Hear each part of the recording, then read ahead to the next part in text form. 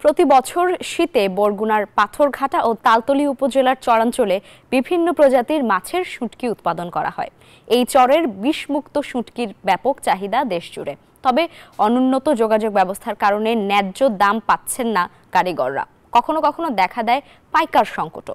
চরাঞ্চলের শুঁটকি পল্লীর আদ্যপান্ত নিয়ে সুমন শিকদারের ধারাবাহিক প্রতিবেদনের আজ দেখুন দ্বিতীয় পর্ব। জানাচ্ছেন তানজিনা অন্ত। মাছ শুকাতে ব্যস্ত জেলেরা, সারিবদ্ধভাবে রাখা হয়েছে নানা জাতের মাছ।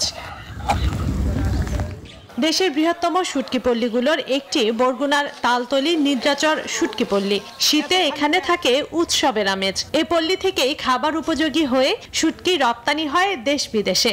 দুই উপজেলার পল্লীগুলোতে কাজ করে অন্তত 2000 নারী পুরুষ। ট্রলারে মাছ ধরে আনলে আপনি যে এগুলো ধুইয়া তারপরে নেটের উপরে শুকা দিয়া বিকেলে উঠাইয়া তারপর প্রসেসিং করে গুছাইয়া বিক্রি করা হয়। চাহিদা খারাপ না, মোটামুটি ভালোই আছে।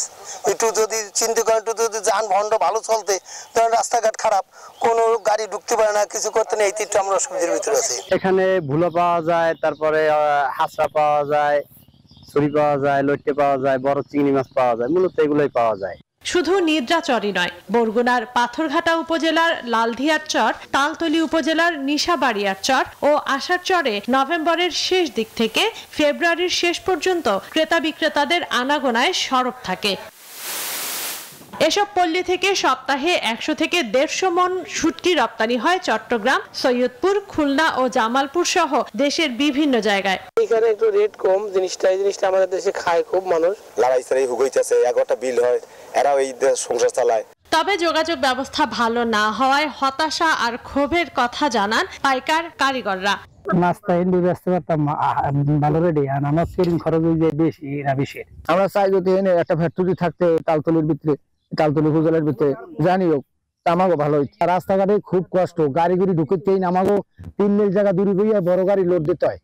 তার রাস্তাঘাট নাই, ভালো ভাঙ্গাচুরা সব। তালতলী পর্যন্ত যে বড় রাস্তাটি, সেটার কাজটা আপনারা নিজেরাই দেখেছেন, সেটা চলছে এবং সেই কাজটি আস্তে আস্তে শুভ সন্ধ্যা পর্যন্ত নেওয়া যায় কিনা সে বিষয়ে আমাদের স্থানীয় সরকার মন্ত্রণালয়ের অধীনে আমাদের এখানে যে এলজিডি ডিপার্টমেন্ট, তারা চেষ্টা করছে। আশা করি একটা যদি বড় প্রজেক্টের আওতায় সেই রাস্তাটি সম্প্রসারণ করে ওই পর্যন্ত নেওয়া যায়, তাহলে আমার মনে হয় স্থানীয় উদ্যোক্তারা আরো বেশি উৎসাহিত হবে। খারাপ যোগাযোগ ব্যবস্থার কারণে এখানকার শুটকি অনলাইনে বিক্রির উদ্যোগ নিয়েছেন এক উদ্যোক্তা।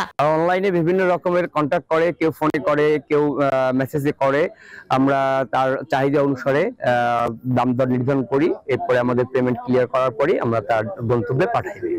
সরকারি বেসরকারি উদ্যোগে মৎস্য কেন্দ্রিক শিল্প গড়ে উঠলেই টিকে থাকবে উপকূলীয় চরাঞ্চলের শুটকি শিল্প বলে মনে করছেন কারিগররা। Desk report, news 24।